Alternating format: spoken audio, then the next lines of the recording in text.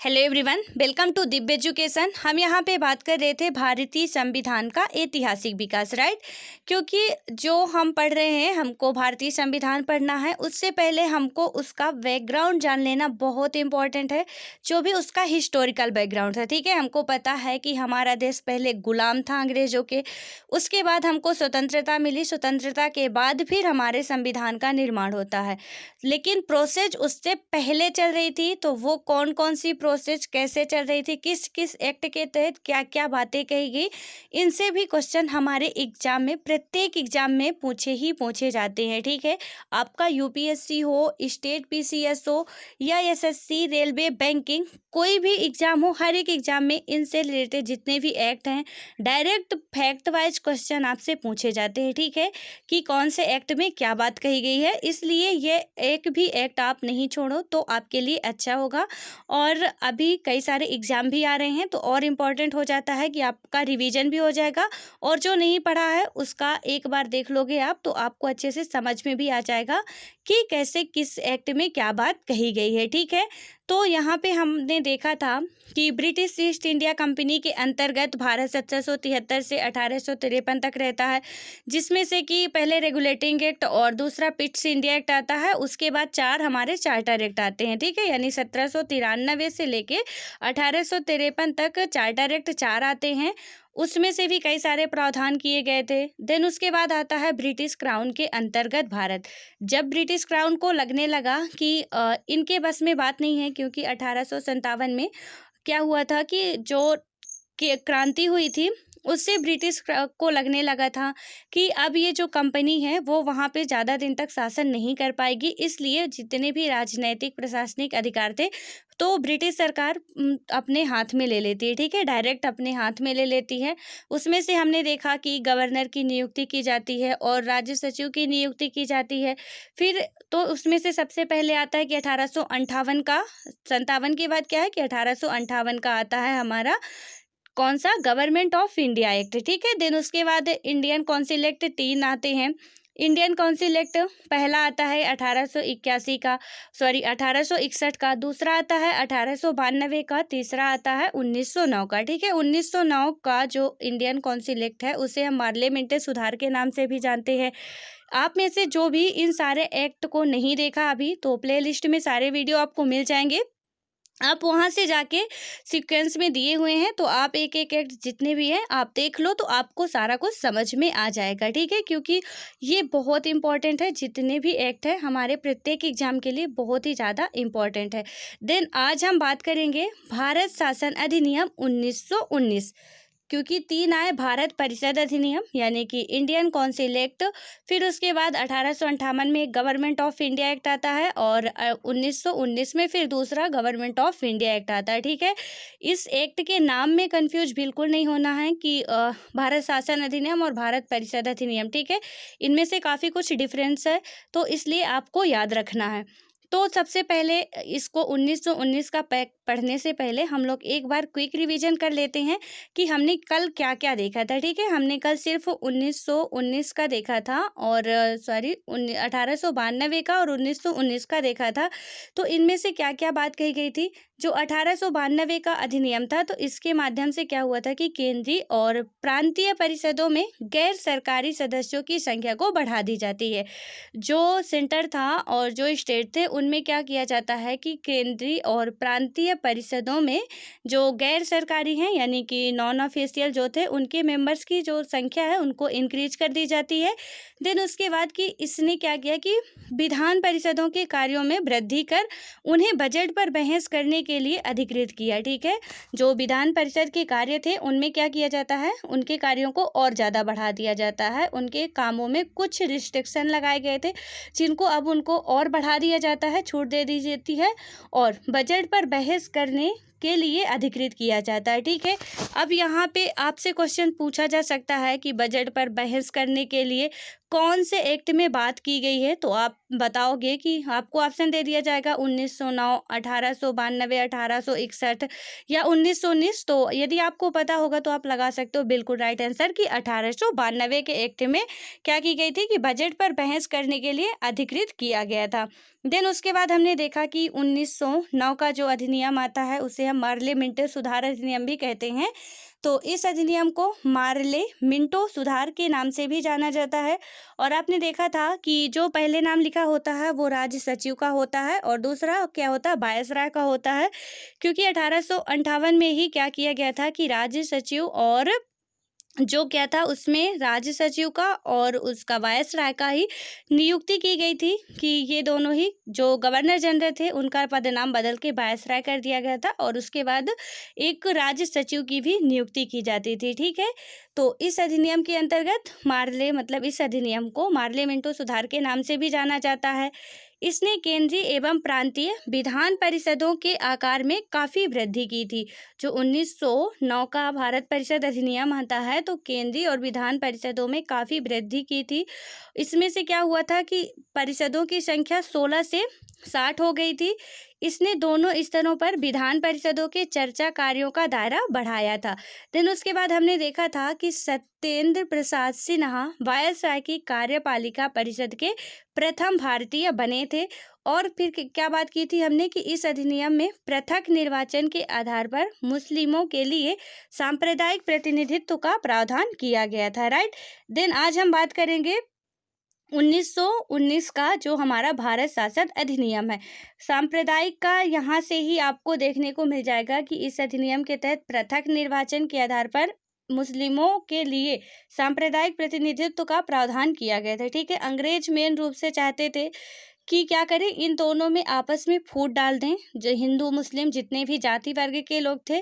क्योंकि वो क्या समझ के आए थे, आप जब 6 पॉलिटी की 6-7 की एनसीईआरटी पढ़ोगे तो आपको समझ में आएगा कि उनकी असल में रणनीति क्या थी। वो ये सोच के आए थे कि यहाँ पे बहुत ही विभिन्न प्रकार के मतलब विविधताओं वाले लोग रहते हैं, अलग अलग जाति धर्म के, तो हम इनको आसानी से भड़का सकते हैं एक दूसरे के खिलाफ और यहाँ पे राज कर सकते हैं। ठीक है, लेकिन ऐसा कुछ नहीं कर पाए वो।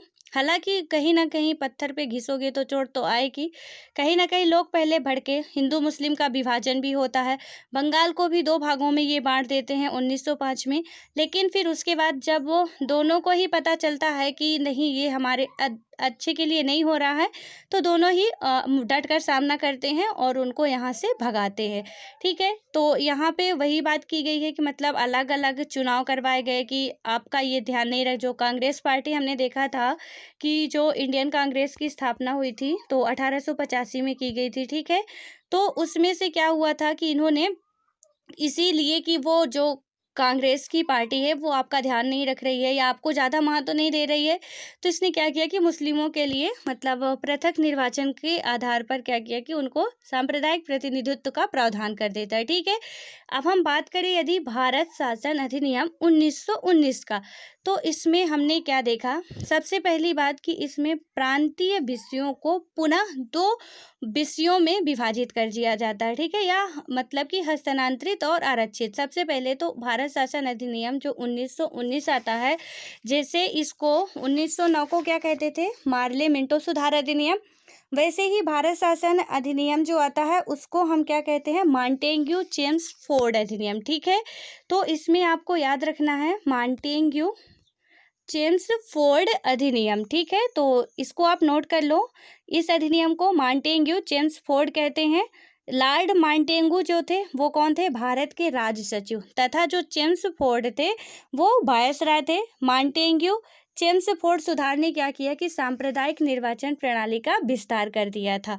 ठीक है, मतलब क्या किया कि इन्होंने सांप्रदायिक निर्वाचन प्रणाली का विस्तार, यहाँ पे हमने देखा कि 1909 में जो सांप्रदायिक निर्वाचन का विस्तार तो हो चुका था ऑलरेडी, लेकिन जब मॉन्टेग्यू चेम्सफोर्ड सुधार आता है तो इसने क्या किया कि सांप्रदायिक निर्वाचन प्रणाली का और ज़्यादा विस्तार कर देता है।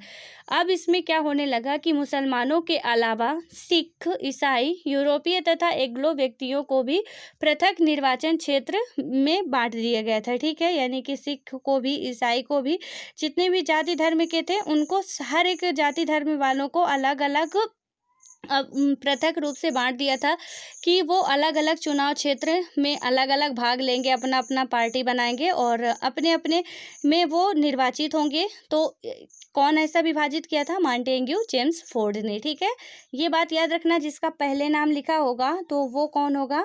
वो सचिव होगा, और जिसका दोबारा मतलब उसके पीछे नाम लिखा होगा वो उसका वायसराय होगा। ठीक है, तो यहाँ पे क्या किया गया कि इसके विस्तार को बढ़ा दिया जाता है, और मुसलमानों के अलावा 1909 में क्या था? सिर्फ मुसलमानों के लिए था, जो लॉर्ड मिंटो किया था। ठीक है, उसके बाद जो 1919 का आता उसमें मुसलमानों के अलावा सिख, ईसाई, यूरोपीय तथा एग्लो, जो एग्लो व्यक्तियों को, एग्लो व्यक्ति मतलब क्या होता है? जो एग्लो इंडियन, जैसे हम राज्यसभा लोकसभा में पढ़ते हैं कि नॉमिनेट होते हैं। ठीक है, तो उसमें से एग्लो इंडियन होते हैं, 2 लोकसभा में होते हैं, 12 राज्यसभा में होते हैं, तो वो एग्लो इंडियन क्या कहलाते हैं?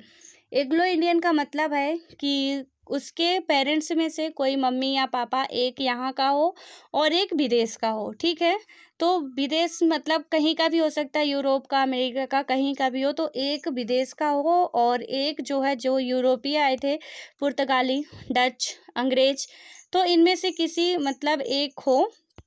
तो एक विदेश का हो, कोई मम्मी हो या पापा, और एक भारतीय हो, तो उससे जो संतान उत्पन्न होगी उससे क्या बोला जाता था? एग्लो इंडियन बोला जाता था। ठीक है, तो ये बात आप याद रखना। देन उसके बाद क्या हुआ था कि इस अधिनियम के तहत केंद्र में द्विसदनीय व्यवस्था, जिनको राज्यसभा तथा केंद्रीय विधानसभा की शुरुआत हुई थी। इसी अधिनियम के तहत द्विसदनीय व्यवस्था और प्रत्यक्ष निर्वाचन की व्यवस्था का आरंभ किया गया था, जिसमें से क्या थी? द्विसदनीय व्यवस्था में राज्यसभा और केंद्रीय विधानसभा थी। ठीक है, पहले लोकसभा नहीं थी, केंद्रीय विधानसभा और राज्यसभा की शुरुआत की गई। दिन उसके बाद केंद्रीय विधानसभा की जो सदस्य संख्या थी तो वो कितनी थी? 140, तथा जो राज्य की सदस्य संख्या थी 60 थी। ठीक है, आप ये नोट कर लो, केंद्रीय विधानसभा के सदस्यों की संख्या 140 थी और राज्य के जो सदस्य थे उनकी संख्या 60 थी। ठीक है, देन उसके बाद क्या हुआ कि केंद्रीय विधानसभा को निम्न सदन तथा राज्य परिषद को उच्च सदन कहा जाता था। केंद्रीय विधानसभा यानी कि लोकसभा को अभी हम क्या बोलते हैं? निम्न सदन बोलते हैं, और जो राज्यसभा है उसको क्या बोला जाता है? उच्च सदन बोला जाता है। ठीक है, तो राज्यसभा, यहाँ पे क्या बात की गई थी? पहले जो लोकसभा थी उसे लोकसभा नहीं, केंद्रीय विधानसभा कहते थे। तो केंद्रीय विधानसभा क्या थी? निम्न सदन थी।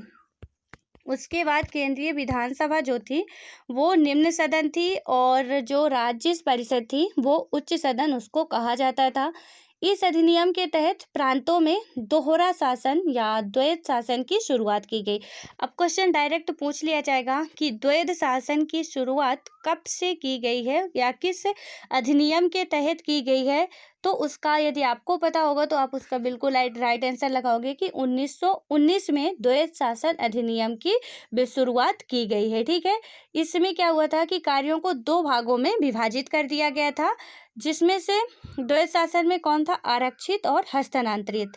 आरक्षित की बात करें तो इसमें आरक्षित के अंतर्गत जो आने वाले विषय थे तो या कार्य थे, तो उनको क्या किया गया था कि जो आने वाले कार्य को गवर्नर की कार्यकारिणी करते थे, मतलब जो गवर्नर के लोग होते थे वो करते थे, जिसमें अधिक महत्व के मामले होते थे। ठीक है, जो आरक्षित विषय था इसमें गवर्नर के लोग काम करते थे और इसमें अधिक महत्व के मामले होते थे, जैसे कि वित्त हो गया, सेना हो गया, वित्त हो गया, सेना हो गया, और न्याय हो गया, तथा सिंचाई हो गई, जेल हो गया।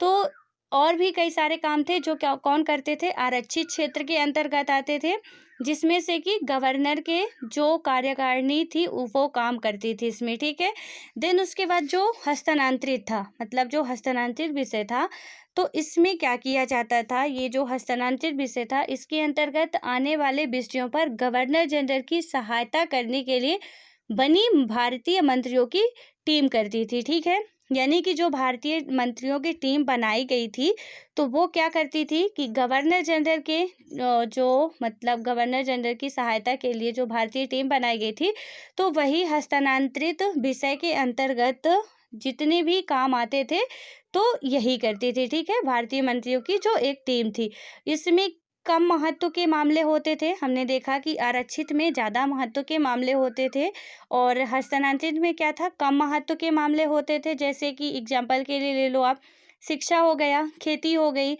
स्थानीय स्वशासन हो गया। तो इसी अधिनियम के तहत क्या हुआ था कि 10 वर्षों बाद एक रॉयल कमीशन के गठन का प्रावधान किया जाना था। ठीक है, इसमें क्या किया गया कि जब ये सारे अधिनियम ला दिए गए थे, अब इसके बाद यानी कि इसकी समीक्षा करने के लिए या कि ये सही ढंग से चल रहा है कि नहीं, 10 वर्ष बाद क्या करना था कि एक रॉयल कमीशन यहाँ पे मतलब रॉयल कमीशन के गठन का प्रावधान किया गया था। लेकिन हम देखेंगे कि वो 10 वर्ष बाद ही नहीं, 7 वर्ष पहले ही, उसके 2-3 वर्ष पहले ही वो रॉयल कमीशन आ जाता है। सबसे पहले यहाँ पे जो कुछ पॉइंट दिए हुए हैं इनको एक बार और समझ लेते हैं।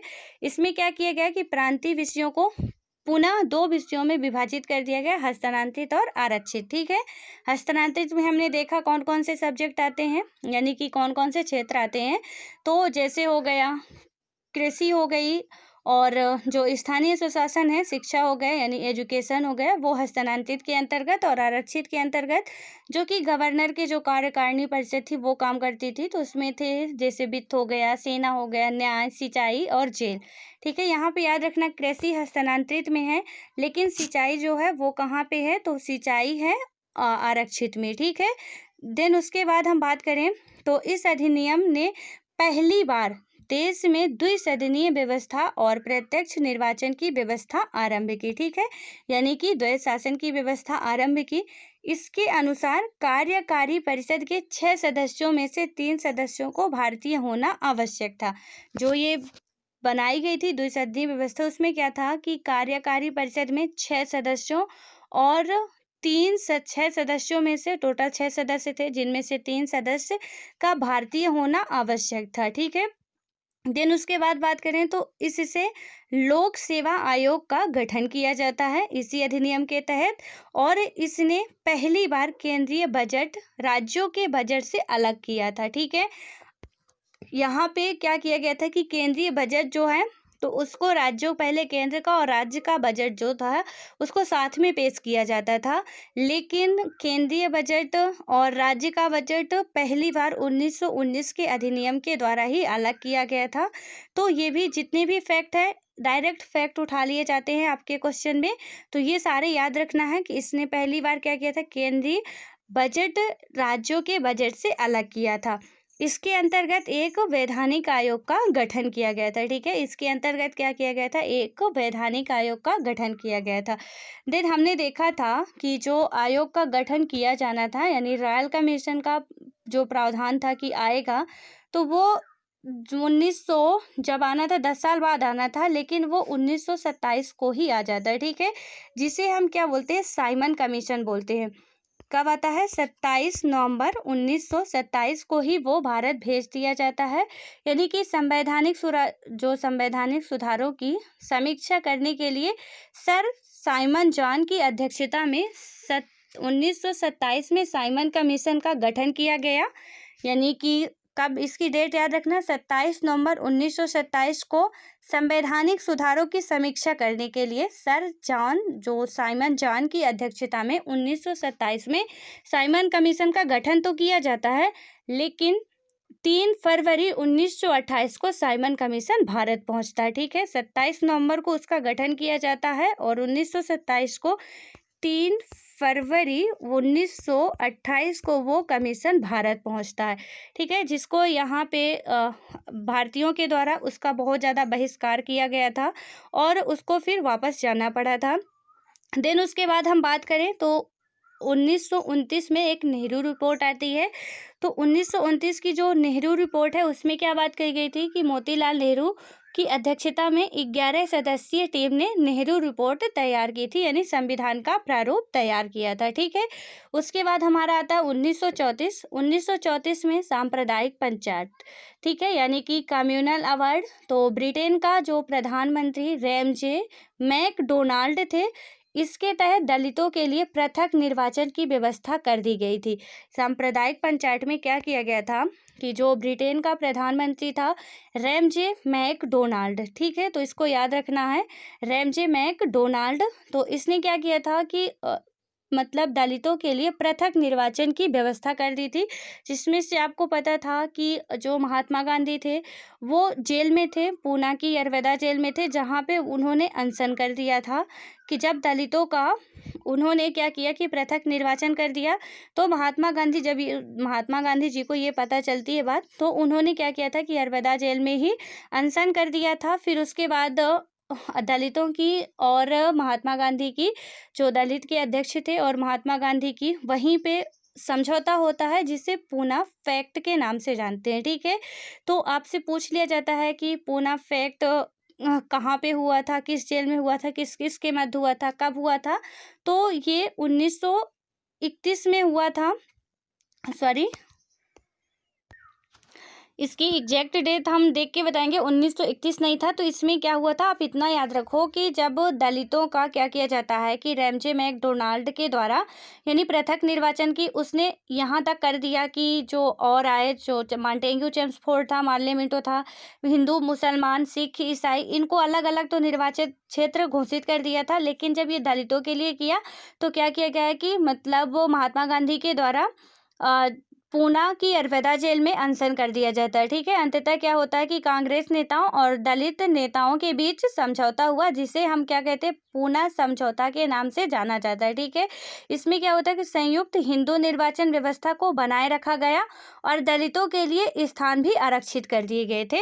इसमें जो संयुक्त हिंदू निर्वाचन था उसका स्थान बना रह गया और दलितों के लिए स्थान आरक्षित कर दिए गए थे। ठीक है, तो ये बात आपको याद रखनी है। हम नेक्स्ट वीडियो में आपको बता देंगे कि पूना समझौता कब हुआ था। देन अब मिलते हैं नेक्स्ट वीडियो में और आशा करते हैं कि ये सारी बातें आपको समझ में आ गई होंगी बहुत ही अच्छे तरीके से। अब एक क्वेश्चन आपके लिए है जो आप लोग बताओगे कमेंट बॉक्स में कि 1919 में हिस्ट्री में एक और घटना हुई थी जो कि बहुत ही दुखदाई घटना थी। वो कौन सी घटना थी 1919 में हुई थी? ठीक है, ये आप लोग बताओगे। पंजाब में हुई थी, मैं हिंट दिए दे रही हूँ। पंजाब की ये घटना है, 1919 में होती है। उसको किस नाम से जानते हैं आप लोग बताओगे। और प्लीज़ जो भी वीडियो देखना तो इसका रिप्लाई ज़रूर देना कि क्या हुआ था 1919 को। ठीक है, सो अब मिलते हैं नेक्स्ट वीडियो में। तब तक के लिए बाय बाय। पढ़ते रहो, खुश रहो और अपनी स्टडी को तथा अपने सेहत को कंटिन्यू बनाए रखो और फ्रस्ट्रेट बिल्कुल नहीं होना है, क्योंकि यदि हम अपनी मेहनत तो कर रहे हैं, इसका जो भी हमारा आउटपुट निकलेगा अच्छा ही होगा। और अच्छा नहीं निकलता तो भी हमको अपनी मेहनत करते रहना है। ठीक है, बिल्कुल हेजिटेट नहीं होना है, डिप्रेशन में बिल्कुल नहीं जाना है, क्योंकि अभी ज़िंदगी बहुत बड़ी है। ठीक है, तो मिलते हैं हम नेक्स्ट वीडियो में। तब तक के लिए बाय बाय।